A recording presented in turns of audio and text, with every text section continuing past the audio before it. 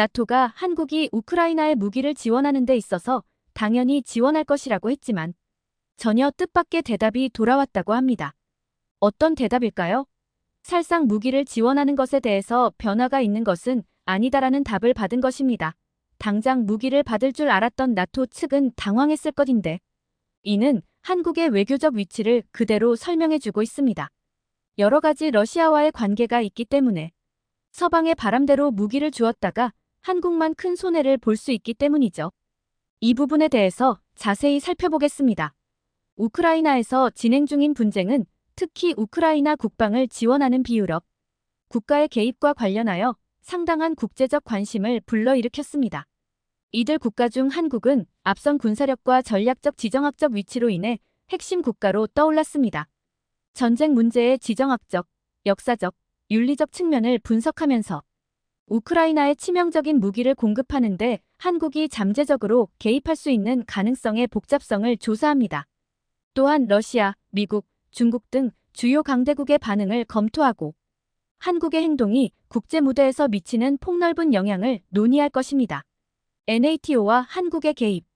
북대서양조약기구 NATO는 2022년 러시아의 침공이 시작된 이래 우크라이나의 중요한 지지자였습니다.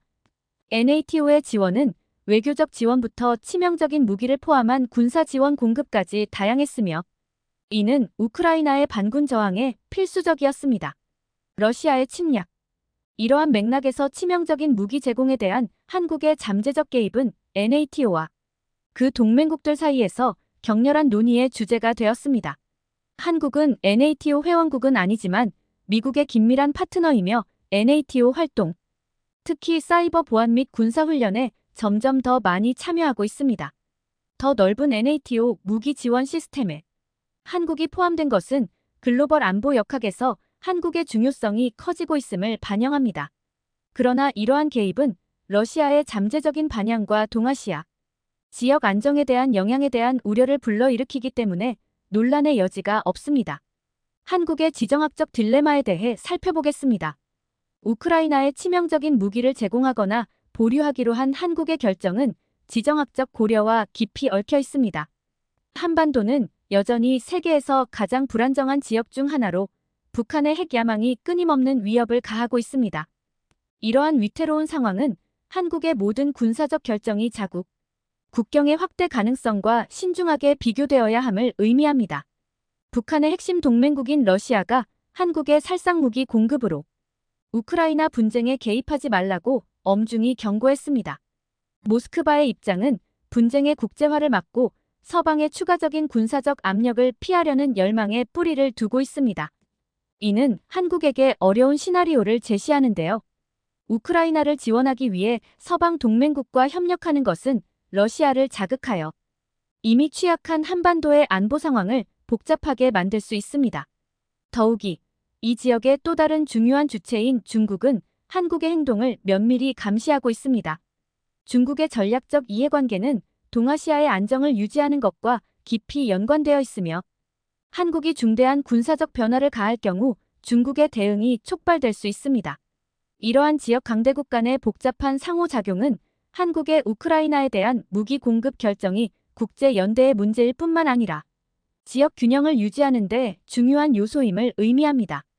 위와 같은 역사적 맥락과 국제관계에서 현 상황을 이해하기 위해서는 한국 국제관계의 역사적 맥락을 고려하는 것이 필수적입니다.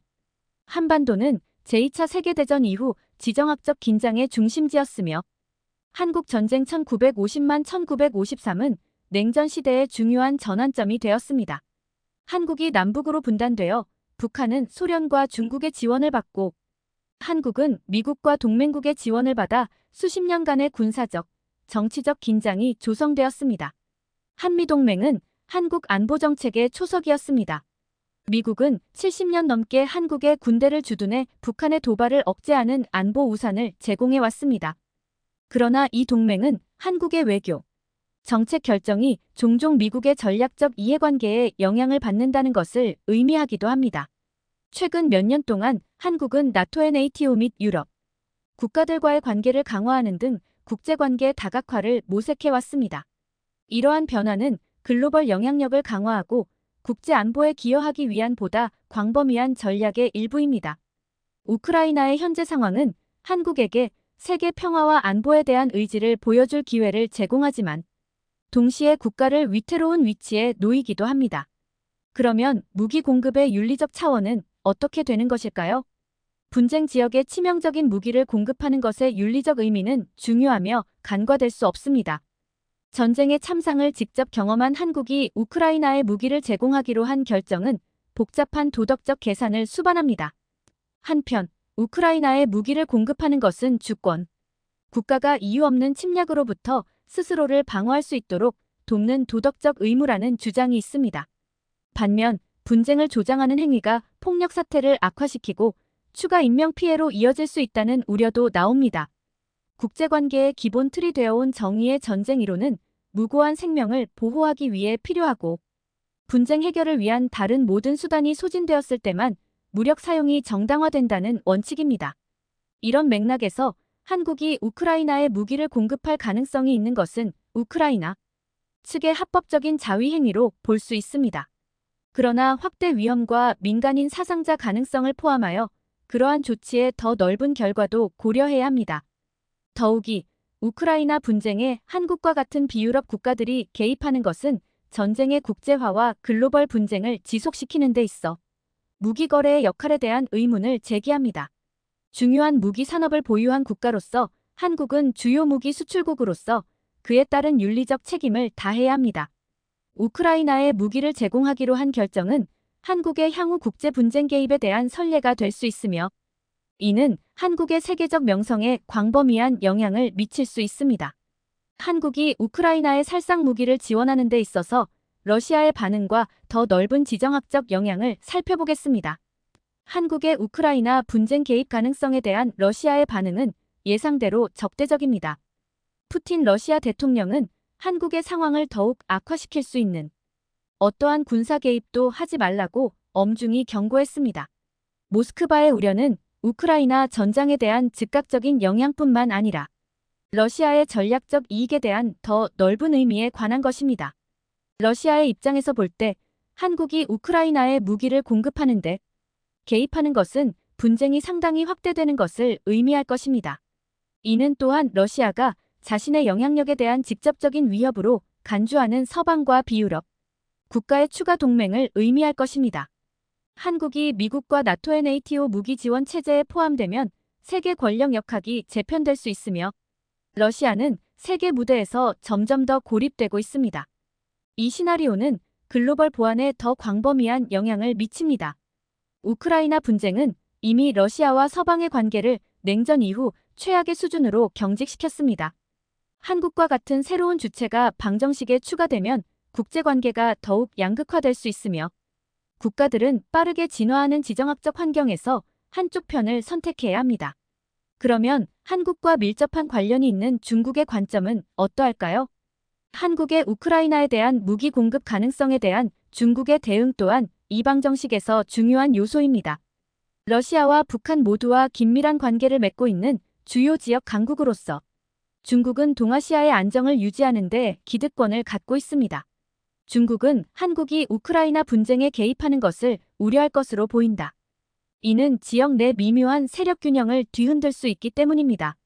중국의 주요 관심사는 우크라이나 분쟁이 확대되면 동아시아, 특히 대만과 관련하여 파급 효과를 미칠 수 있다는 것입니다.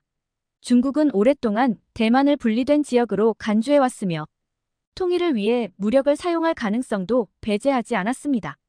미국의 주요 동맹국인 한국이 우크라이나 분쟁에 적극적으로 개입한다면 이 지역의 다른 국가들이 중국에 대해 보다 적극적인 입장을 취하도록 용기를 주고 잠재적으로 대만을 둘러싼 긴장이 고조될 수 있습니다. 더욱이 중국과 러시아의 전략적 파트너십은 상황을 더욱 복잡하게 만듭니다. 중국은 우크라이나 분쟁에 대해 중립적 입장을 유지하면서도 모스크바에 외교적, 경제적 지원을 제공해왔다. 우크라이나에서 러시아의 입장에 대한 위협이 감지되면 중국은 경제적 지원을 늘리거나 한국과 같은 국가의 추가 개입을 자제하도록 외교적 압력을 가함으로써 동맹국을 지원하는 데 보다 적극적인 역할을 하게 될 수 있습니다. 미국의 역할입니다. 미국은 우크라이나 분쟁과 관련한 한국의 의사결정 과정에서 중심 역할을 하고 있습니다. 미국은 한국의 가장 중요한 동맹국으로서 한국의 외교 및 안보 정책에 막대한 영향력을 행사하고 있습니다. 바이든 행정부는 우크라이나에 대한 국제적 지원 증가를 적극적으로 옹호해왔으며 미국은 한국이 이러한 광범위한 전략의 일환으로 치명적인 무기 제공을 고려하도록 장려했을 가능성이 높습니다. 미국으로서는 한국이 우크라이나 분쟁에 개입하는 것은 우크라이나를 지원하는 국제연합의 귀중한 보탬이 될 것입니다. 이는 또한 우크라이나를 방어하려는 서방의 결의가 흔들리지 않는다는 강력한 메시지를 러시아에 보낼 것입니다. 그러나 미국은 특히 동아시아 지역 안정에 미치는 영향 측면에서 한국의 개입과 관련된 잠재적 위험도 염두에 두어야 할 것입니다. 한미동맹은 인도태평양 지역에서 미국의 광범위한 전략의 핵심 요소이다. 우크라이나에 치명적인 무기를 제공하려는 한국의 모든 결정은 한반도 안보를 훼손하거나 중국과의 긴장을 고조시키지 않도록 미국과 신중하게 조율되어야 합니다. 바이든 행정부는 우크라이나에 대한 지원을 늘리려는 욕구와 글로벌 전략 경쟁의 진원지로 점점 더 주목받고 있는 동아시아의 안정을 유지해야 하는 필요성 사이에서 균형을 맞춰야 할 것입니다.